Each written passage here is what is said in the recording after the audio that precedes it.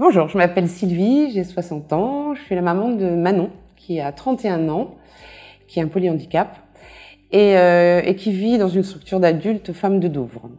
Elle a une schizoencéphalie, très exactement. Et voilà, que dire, elle a un caractère bien trempé et elle aime la vie.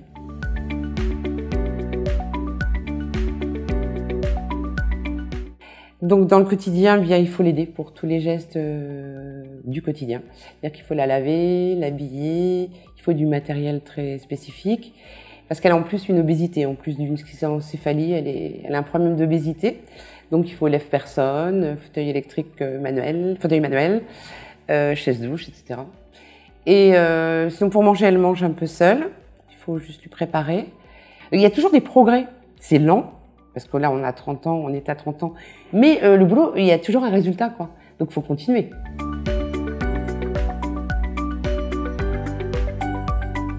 Donc, on commence bien sûr par expliquer la pathologie. Ensuite, mais surtout l'écoute. Donc, l'écoute, ça demande du temps pour, si on a la chance qu'il s'adresse directement à Manon, qu'elle puisse dire des choses, qu'elle comprend des phrases simples. Si on lui parle avec des phrases simples, elle peut comprendre et répondre à bon escient. Et puis parler à la maman ou au papa, quoi, celui qui est présent, qui peut aussi traduire ce que son jeune ressent, parce qu'ils ressentent beaucoup de choses. Parce qu'ils ont beaucoup de. C'est vrai que le polyhandicap, c'est l'handicap moteur, intellectuel et sensoriel. Ça regroupe vraiment les trois.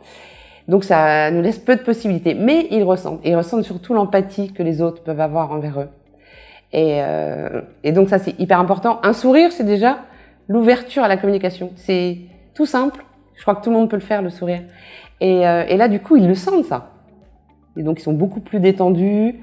Et voilà, la communication, pour moi, elle passe par là. Le regard, le sourire.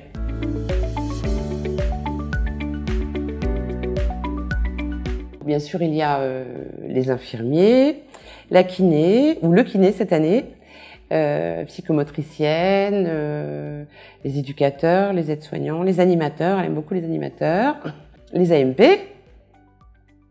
bien sûr. Voilà, tous les gens très proches, à qui des fois, parfois, on demande d'avoir du recul, mais avec le polyhandicap, c'est très compliqué. Parce que pour la communication, il faut de la proximité.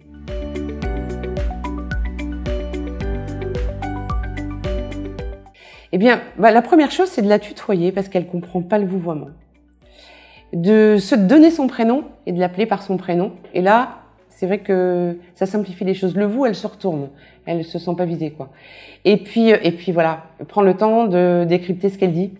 De dire oui, j'ai compris ce que tu voulais dire. Mais ça demande du temps. C'est vrai que les gens vont toujours trop vite. Le temps, c'est super important avec les personnes polyhandicapées.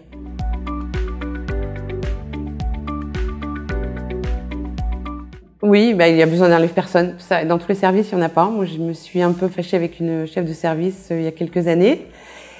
Parce qu'en plus, c'était une intervention pour l'obésité. Donc, le matériel était très rustique. Les douches n'étaient pas accessibles.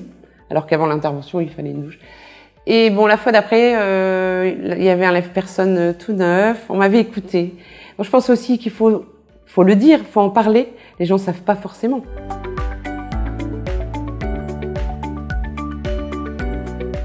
Ben justement, pendant cette hospitalisation, les toilettes, tout ça, je les voyais très mal à l'aise.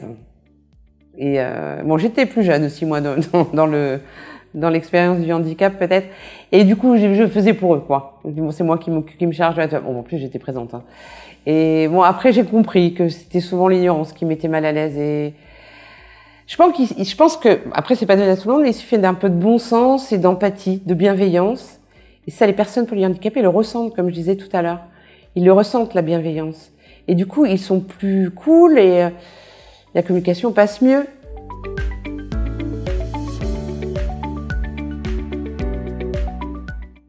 Oui, je pense la patience, comme je parlais du temps tout à l'heure, la patience, l'humilité. Si c'était moi ou si c'était mon enfant qui est en face, comment est-ce que j'aimerais qu'on s'occupe de moi? Je crois que c'est un leitmotiv qui est important, se dire que ça pourrait très bien être nous. Et la bienveillance, hein, évidemment. Se mettre à la place. Ah oui, moi ça a toujours été, même avant d'avoir Manon, quand je travaillais auprès d'enfants handicapés, ça a toujours été mon leitmotiv. Si vraiment c'était moi, ou est-ce qu'il aimerait que je le positionne de cette manière, est-ce qu'il aimerait que je m'adresse à lui de cette manière? Je crois que c'est super important de garder ça toujours en mémoire. Oui, la juste distance, c'est très compliqué. Avec des personnes polyhandicapées, si on prend de la distance, on peut rater plein de choses. Oui, c'est ça, je comprends bien l'histoire du recul qu'on apprend à tous les soignants. Parce que, oui, il faut pouvoir rester professionnel, ça je l'ai bien compris. Mais ils ont besoin qu'on les touche, ils ont besoin qu'on les regarde. Ils ont besoin qu'il y ait une approbation de leur regard ou de leur façon de s'exprimer. Donc du coup, il y a besoin de proximité. C'est très délicat, mais c'est une population différente. Hein, mais ils ont besoin de voir sourire. Moi, j'en suis convaincue. Le sourire, déjà, c'est important pour tous les êtres humains, mais il faut avec eux encore plus.